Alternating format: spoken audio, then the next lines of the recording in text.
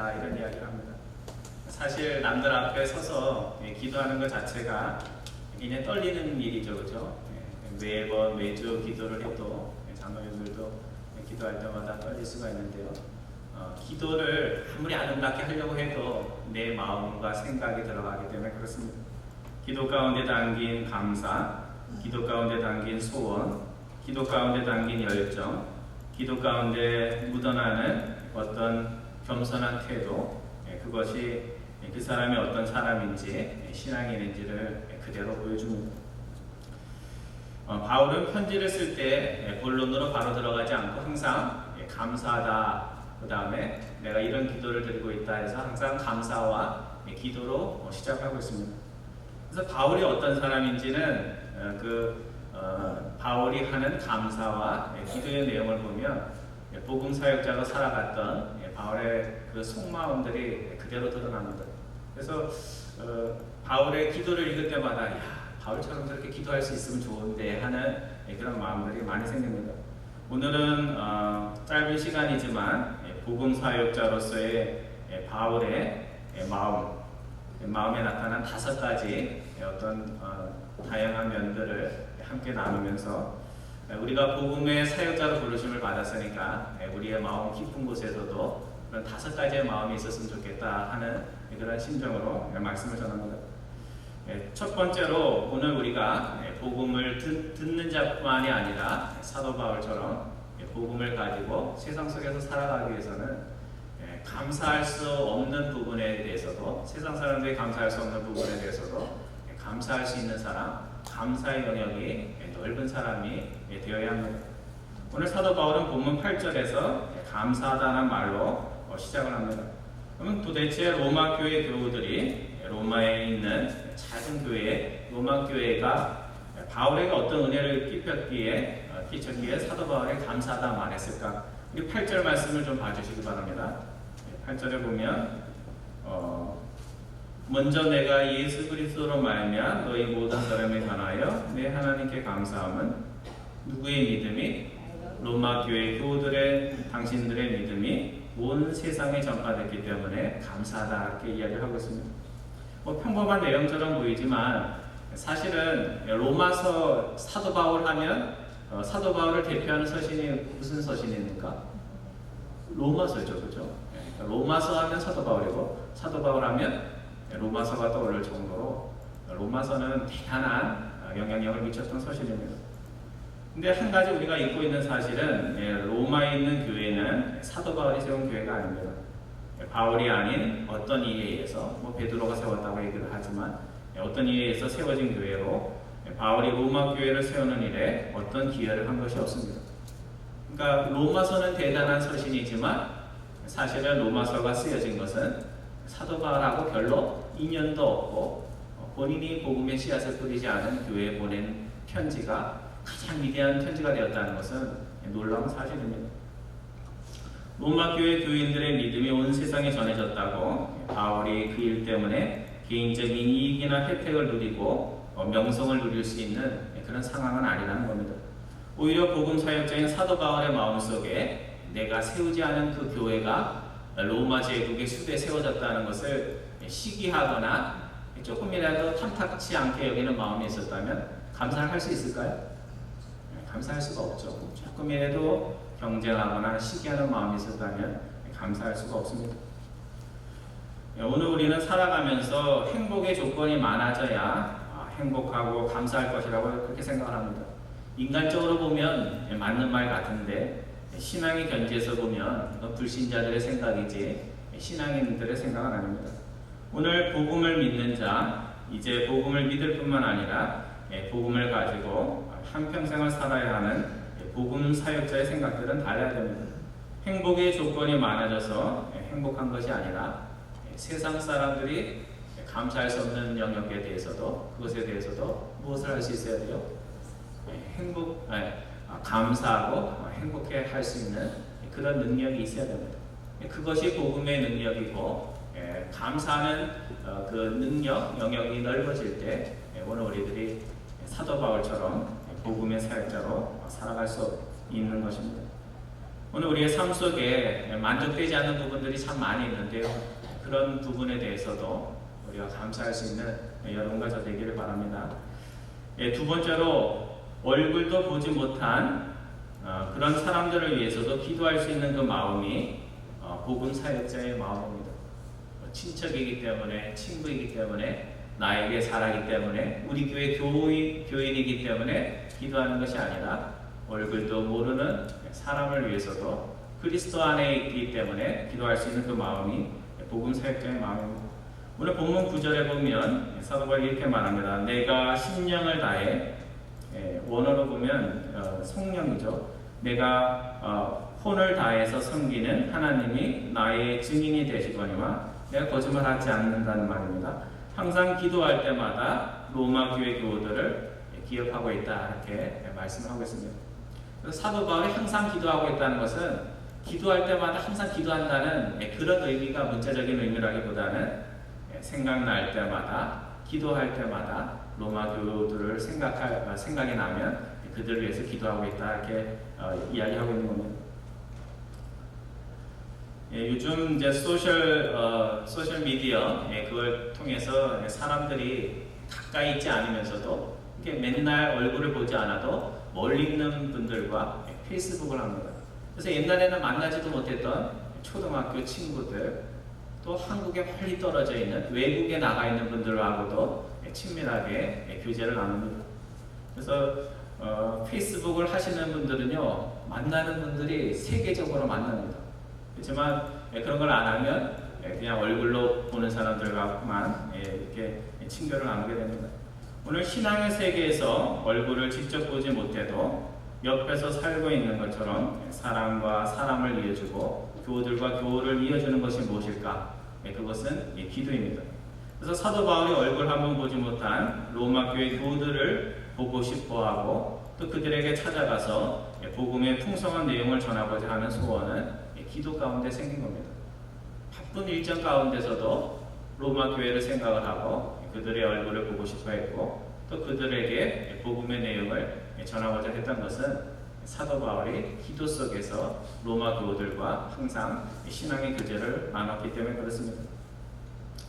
오늘 하나님께서는 우리들에게 아름다운 생각과 마음을 항상 기도할 때 주십니다. 저도 토요일날 새벽기도 나와서 이렇게 기도할 때 주일날 전할 말씀 이런 거에 대해서 기도를 합니다. 교우들을 위해서도 기도하지만 그럼 하나님께서 그 말씀을 어떻게 전할지에 대해서 깨달음도 주십니다. 오늘 우리가 한 교회의 교우들이 되었다는 것은 일주일에 한 번씩 얼굴 보는 사이가 되었다는 의미를 넘어섭니다. 한 교회 교우가 되고 지체가 되었다는 것은 서로가 서로를 위해서 생각날 때마다 뭘 해야 돼요? 기도로서 그 사람들을 만나야 됩니다. 좋은 사람은 좋아서 또 기도로서 만나고 또 마음에 조금이라도 서먹서먹한 사람은 기도를 통해서 하나님이 내 마음속에 섭섭한 마음을 지워달라고 이렇게 기도를 해야 됩니다. 그래서 기도를 통해서 서로 만날 때 타인을 위해서 가장 아름답고 복된 것을 소원하고 간구할 수 있고 또 만났을 때 어때요? 일주일에 한 번 만났지만 서먹서먹하지 않고 더 친근한 얼굴로 그를 만날 수가 있는 겁니다. 여러분들 저를 위해서 기도를 하시나요? 네. 저는 여러분들 위해서 기도합니다. 다는 못하지만 생각나는 분들을 위해서 기도를 합니다. 그래서 여러분들이 저를 위해서 기도를 하시면 제 모습이 조금 나아질 거예요. 저의 단점만이 보이는 것이 아니라 저의 고충이나 어려움이나 힘든 것들이 생각이 나면서 기도하게 되고 기도하다 보면 제 얼굴을 볼 때 어떻게 해서요? 더 반갑겠죠, 그렇죠?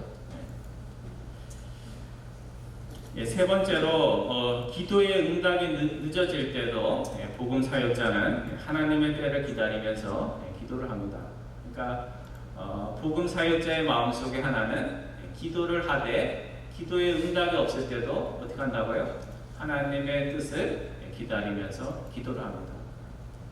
오늘 사도 바울은 본문 10절과 13절에서 내가 너희가 있는 로마를 지금까지 방문하고자 기도하였지만 누가 길을 열어주지 않았다고요? 하나님께서 길을 열어주시지 않았다, 이렇게 고백을 합니다. 우리가 여기서 주목할 부분은 사도 바울처럼 위대한 사도에게도 오랫동안 기도하였지만 응답받지 못한 기도가 있었다는 사실입니다. 우리 잭슨벨 한인 장로교에도 매번 기도를 하는데 안 되는 것들이 있죠, 그렇죠? 여러 가지 있잖아요, 그렇죠? 가정에도 자녀를 위해서 매번 기도하지만 안 되는 것이 있습니다. 그럼 어떻게 해야 돼요? 뭐 지금 5년, 10년, 40년이 됐네. 40년을 기도했는데도 안 되면 어떻게 해야 돼요? 40년이 됐는데 안 됐으면 그만해야죠, 그렇죠? 아니죠, 그렇죠? 여러분 분별력이 있으십니다. 기도가 응답이 되지 않았어도 그것이 하나님의 뜻 안에서 이루어질 기도의 제목이면 나의 스케줄이 아니라 하나님의 시간표를 기대하면서 끝까지 기도해야 됩니다. 그것이 진심이 담긴 기도고 그것이 정말 간절한 기도입니다. 자신의 기도가 응답되지 못했다는 것, 사도로서 이야기하기 자존심 상할 수 있는 부분임에도 불구하고 사도 바울은 더 멋지게 얘기를 합니다. 자신의 기도가 아직은 응답받지 못했지만 누구의 뜻 안에서? 하나님의 뜻 안에서 자신이 너희들 방문하는 그 계획이 이루어지기를 위해서 아직도 계속해서 기도하고 있다 이렇게 말을 하고 있습니다. 로마로 가는 길이 막힐 때도 하나님이 뜻하신 무엇이 있어서 시간이 늦어지는가 보다 이렇게 생각을 하면서 자신이 원하는 그 일이 누구의 뜻 안에서? 하나님의 뜻 안에서 이루어지기를 위해서 기도했다는 겁니다. 여러분 기도할 때 내 뜻 안에서 이루어지기 하옵소서 하면 안 돼도 속상하고 돼도 별로 도움이 안 됩니다. 그렇지만 되든 안 되든 주님의 뜻 안에서 기도를 하면 나에게도 도움이 되고 또 하나님께도 영광이 됩니다. 저는 고등부 전도사로 오랫동안 전도사 생활을 했습니다. 공부하는 걸 염두에 뒀기 때문에 전도사 생활이 참 길었는데요. 고등부를 계속하게 됐습니다.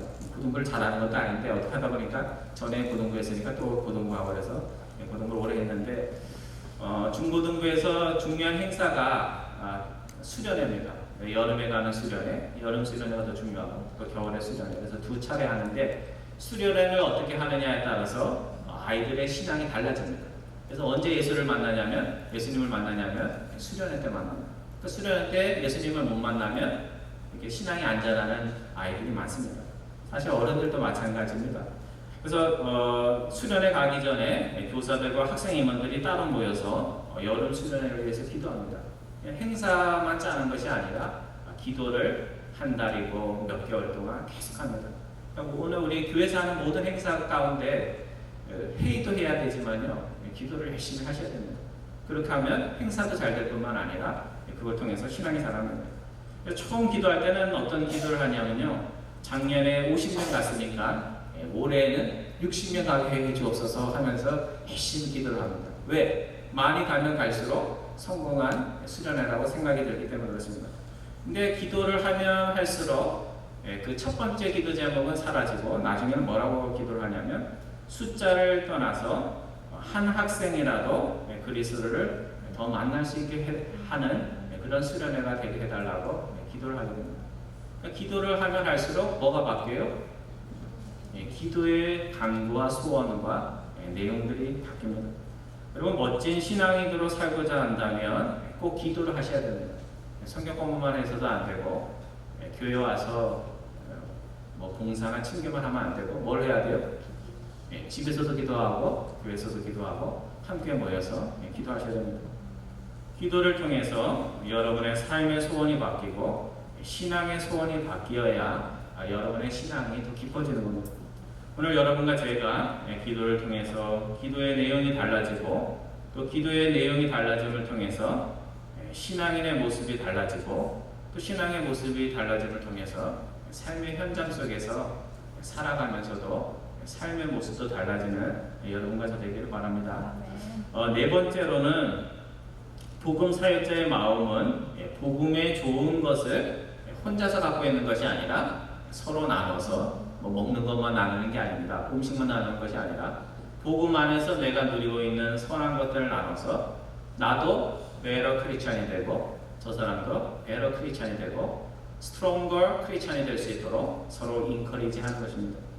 오늘 11절과 12절 말씀을 보면 사도 바울이 로마 교회를 방문하고자 하는 이유를 밝히고 있습니다. 첫 번째는 자신의 퍼스펙티브에서, 두 번째는 조금 또 변경해서 얘기를 하는데, 첫 번째는 이렇게 얘기를 합니다. 11절에서 내가 받은 신령한 은사를 복음 안에서 누리는 모든 좋은 것을 나누어서 너희를 어떻게 한다고요? 지금도 그리스도 안에서 강해졌지만 더 강한 사람으로 만들기를 원하고 싶다, 이렇게 말씀하고, 자신이 한 이야기가 너무 일방적이라고 이해될 수가 있어서 이 일을 통해서 너희만 유익을 얻는 것이 아니라 너희와 나 사이에 뭐라고 되어 있어요? 피차 안위를 받는다 그랬는데, 영어 성경에 보면 encourage, 서로 도전이 되고 격려를 받기 위해서다, 이렇게 말하고 있습니다. 전에 하우스에 살 때 작은 텃밭을, 농사도 잘 못 짓는데 텃밭을 만들어서 고추를 심은 적이 있습니다. 고추도 잘 자라고요, 오이도 참 잘 자랐는데, 이 고추나무가 우리 그 교회 섬기는 교회 장로님이 이렇게 어린 묘종을 저한테 주셨어요. 그래서 처음에는 공짜로 주시고, 그 다음에는 제가 안 주면 왜 안 주냐고 그래가지고 받아가지고 이렇게 신곡을 했는데, 여러분 아시죠? 고추나무가 이렇게 어린 때는 굉장히 가늡니다.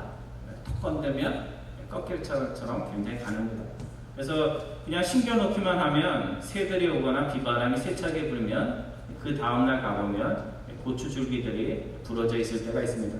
그래서 고추나무는 심어놓고 연약하기 때문에, 여러분들이 저보다 전문가지만 옆에다 나뭇가지를 한 다음에 철사나 끈으로 이렇게 묶어줘야 됩니다. 그리고 홈디포에 가면 이렇게 철사로 되어 있는 거 있죠. 이렇게 쭉 올라가다가 이렇게 동그랗게 되어 있는 거 있어요. 그래서 사실은 고추를 많이 얻지도 않은데 하나씩 사다가 제가 돈을 투자해가지고 심어놓은 적이 있습니다. 그럼 고추나무가 부러지지도 않고, 새가 와도 부러지지 않고 똑바로 하늘을 향해서 멋지게 자랍니다. 제가 이 말씀을 드리는 것은 크리스찬의 성장 과정도 본인이 아무리 강하다고 생각을 해도요, 신앙에도 단계가 있습니다. 본인이 평가하는 것이 아니고 신앙도 어린 묘종과 같이 연약할 때가 있고, 그래서 점점 성장을 해야 되는데, 그 성장을 위해서는 뭐가 필요해요? 나뭇가지나 철사로 만든 지지대처럼 나보다 신앙의 스텝이 앞에 나가 있는 분들의 도움과 격려가 필요합니다. 그래서 신앙을 더 나은 신앙으로 살고자 한다면, 나보다 신앙에 못하다 낫다 그런 건 없지만, 나보다 못한 분들을 자꾸 만나면 안 되고, 나에게 도전이 되는 곳에 자꾸 나가야 됩니다. 교회에서도 도전을 받아야 되고, 교회 밖에 가서도 정말 신실하게 살아가는 복음의 사역자들의 도전을 받아야 됩니다. 그래서 고추 지지대가 성장하는 고추를 꺾이지 않고 지지해 주듯이, 나보다 나은 신앙인의 도움, 나보다 강한 신앙인의 도움이 필요합니다. 사도 바울이 지금 편지를 쓰고 있는 로마 교회 교우들은 복음을 모르는 자가 아닙니다. 왜 복음을 모르지 않는 자들에게 가서 복음을 나눠주겠다고 이야기를 했을까? 그것은 그리스도 안에서 크리스찬이 된 것으로 다 끝난 것이 아니라, 그리스도 안에 임한 하나님의 강한 은혜와 복음을 통하여 나의 영적 자아가 강화해지고 복음 안에서 살아갈 만큼 강해지는 것도 복음의 커리큘럼 안에 들어가 있기 때문에 그렇습니다. 우리가 국민학교 졸업한 다음에 중학교 가나요, 안 가나요? 여건만 되면 또 가잖아요. 또 배울 것이 있으니까 중학교 가고 고등학교 가고, 형편이 되면 또 대학도 가고, 또 형편이 되면 또 목적하는 것이 있으면 대학원도 가고 박사과정도 가는 것처럼 계속해서 성장을 해가는 겁니다. 오늘 신앙인의 믿음 안에서 나누는 모든 신앙의 교제를 헬라어로는 코이노니아라고 합니다. 우리가 수요 모임에서 배웠는데요. 이 코이노니아가 우리에게 함께 믿는 기쁨을 줄 뿐만 아니라, 우리가 이렇게 모이고 서로 격려하고 칭찬하는 것은 그 친교를 통해서, 믿음의 코이노니아를 통해서 서로를 더 나은 하나님의 자녀, 더 나은 하나님의 일꾼 되도록 그렇게 만드는 겁니다. 그러니까 교회를 통해서 더 나은 크리스찬이 되지 못하면 교회가 존재하는 이유가 되나요, 안 되나요? 안 되죠. 그 교회를 나갔는데 베러 크리스찬은 안 되고, 스트롱 크리스찬이 안 되고, 있었던 믿음조차 까먹는 거라면 교회를 다닐 필요가 없죠. 그래서 우리의 신앙의 교제가 기쁨이 될 뿐만 아니라 서로에게 도전이 될 수 있기를 바랍니다. 마지막으로 다섯 번째, 오늘 항목이 많은데요. 다섯 번째는 그리스도에게 은혜의 빚진 자라는 그 마음이 복음 사역자의 마음입니다. 내가 예수를 믿으면서 많은 것들을 했어도 내 마음속에 내가 뭘 해서 주장할 것이 있다 하는 채권자 의식이 아니라 뭐가 있어야 된다고요? 내가 아직도 빚을 갚아야 한다는 채무자 의식이 있어야 됩니다. 김동원 목사님이 예전에 청량리 중앙교회에서 전도사 사역을 할 때입니다. 이 청량리 중앙교회에 헌금을 꽤 많이 하는 장로님이 한 분 계셨다고 합니다. 한 500명 정도 출석을 하는데 그 교회 헌금의 3분의 1 정도를 헌금을 많이 하는 장로님이 계셨다고 합니다. 그때 그 장로님이 김동원 목사님이 맡고 있는 주일학교 부장이었다고 합니다. 장로님들 보통 이제 주일학교 부장님도 맡으니까. 그러던 어느 날 우리 김 전도사님이 당에 건의할 것이 있어서 장로님을 찾아가서 부탁을 했다고 합니다. 헌금을 많이 하는 장로님이니까 그분에게 부탁을 하면 당에서 쉽게 통과가 되겠지 하는 그런 기대감을 가지고 이야기를 한 것입니다. 그런데 그때 그 장로님이 전도사님 얘기를 듣고 나서 정중하게 거절을 했다고 합니다. 전도사님, 제가 전도사님과 가깝고 허물이 없어서 하는 이야기입니다. 전도사님이 아시다시피 제가 교회에 헌금 많이 하는 건 아시죠? 그래서 저는 당에 가면 가급적 발언을 하지 않으려고 노력을 합니다. 헌금을 많이 하든지 말을 많이 하든지 둘 중에 하나만 해야지 둘 다 하면 교회에 시험 듭니다. 이렇게 대답을 했다고 합니다. 오늘 우리의 마음속에는 내가 교회를 위해서 컨트리뷰션을 한 것이 많다 하면 뭐가 생겨요? 주인의식이 생기면서 누군가에게 얘기할 때 목소리에 힘이 들어가고 내 뜻이 관철이 되지 않으면 뭔가 내가 손해본 것 같은 그런 마음을 가지고 있다. 그래서 가끔씩 목사님 찾아와가지고 할 얘기 있다 이러면 제가 겁이 나요. 무슨 얘기를 하려고 저러라 하는 그런 마음이 생기는데 찾아오지 말라는 얘기는 아니니까 오해하지 마시고요. 그러니까 내가 헌금이든지 봉사든지 무엇을 좀 남들보다 더 했다고 해서 내 목소리나 의견에 힘을 주면 그것은 뭐예요? 채권의식이죠. 내가 하나님께 받은 은혜보다 교회를 통해서 받은 은혜보다 내가 뭔가 요구할 것이 많다 하는 채권자의식을 가지는 겁니다. 하지만 아무리 내가 누구보다 잘한 것이 많고 봉사한 것이 많고 섬긴 것이 많아도 내가 그리스도의 사랑에 빚졌다 생각하는 것은 바울처럼 채무자 의식을 가지는 겁니다. 채권자는 빚진 사람 보면 어떻게 해요? 쫓아가가지고 만나려고 하고 채무자는 어떻게 해요? 갚을 빚이 있으면은 이렇게 당당하게 가지만 아직 준비가 안 됐으면 어떻게 돼요? 슬슬 피해 다니잖아요. 항상 미안한 마음을 가지고 착한 채무자만 하는데요. 슬슬 피해 다니고 갚으려고 합니다. 채권자는 목소리가 크고 자신의 뜻이 관철되지 않으면 견디지를 못합니다. 하지만 바울처럼 빚졌다는 사람은 어느 복음의 사역자보다 수고를 더 하면서도 목소리가 작고 조용합니다. 어떤 분이 멋진 말을 했는데요. 이렇게 말을 했습니다. 율법주의자는 자랑으로 살고 자기를 자랑하는 것으로 살고 은혜주의자는 뭘로 살까요? 감사로 살고. 참 대답을 잘하셨어요. 율법주의자는 자랑하면서 살고 은혜주의자는 감사로 산다 이렇게 얘기를 했습니다. 저도 자랑을 많이 하는 편인데 아직 율법주의에서 왔다 갔다 하는 그런 거죠. 자랑하고 싶은 마음은 율법주의자의 마음이요 감사하는 마음은 빚진 자의 마음이다 이렇게 이야기할 수가 있습니다. 여러분 사도 바울만큼 남들 앞에 자랑할 것이 많은 사람은 없었습니다. 근데 사도 바울은 현재가 정말 하나님 앞에 잘 나가고 자랑할 것이 많았는데도 불구하고 현재를 자랑하지 않고 어떻게 얘기했어요? 과거에 정말 복음이 뭔지도 모르고 예수님이 어떤 분인지 몰라서 교회를 핍박했던 부끄러운 과거를 잊어버렸어요? 계속해서 기억했어요? 계속해서 기억하면서 정말 멋지게 살고 있음에도 불구하고 빚진 자의 마음으로 살아갔습니다. 오늘 우리랑은 반대죠, 그렇죠? 우리는 옛날에 엄청나게 못했어도 현재 뭐 잘한 거 있으면 과거에도 잘한 것처럼 그렇게 자부심을 가지고 목소리에도 힘을 주는데 그렇지 않았다는 겁니다. 왜 이렇게 했을까 생각을 해봤는데요.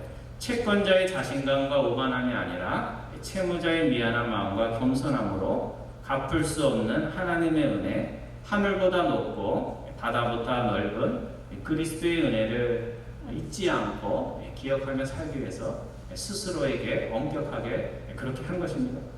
내가 지금까지 한 것이 얼마나 많은데 하는 교만하고 오만한 채권자의 마음이 아니라 내가 죽기 전에 그리스도의 큰 은혜 중에 작은 한 부분이라도 갚아야 하는데 하는 채무자의 마음을 가지고 사도 바울이 산 것입니다.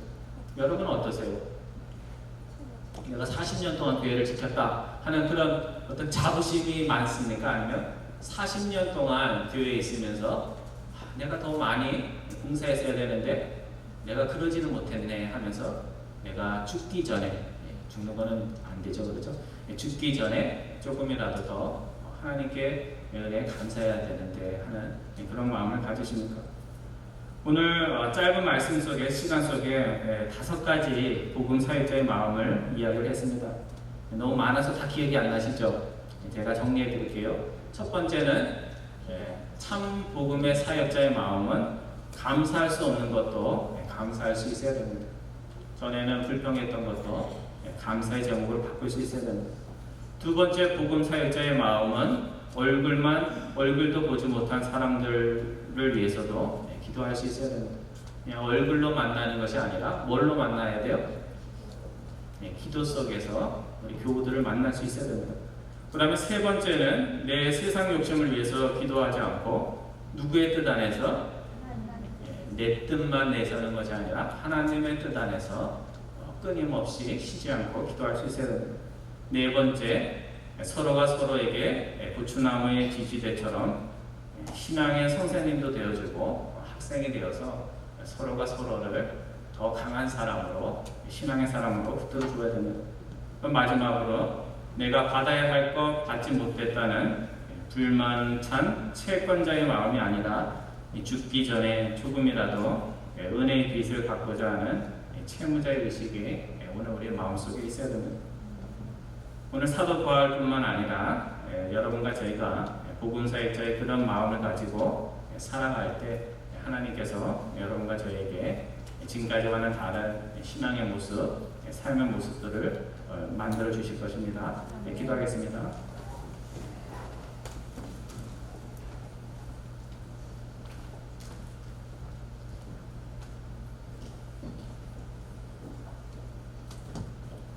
세상의 금은 부활을 가지지 못했어도 주님께서 저희를 사랑해 주셔서 자격 없는 저희들을 복음의 선물 안에 저희들을 허락해 주심을 감사를 드립니다. 감사와 기도와 복음을 배워나가는 열정과 은혜의 빚진 자의 마음으로 바울과 같이 신실한 복음 사역자의 삶을 살아가는 저희 모두 될 수 있도록 은혜 베풀어 주옵소서. 우리 주 예수 그리스도의 이름으로 기도드리옵나이다.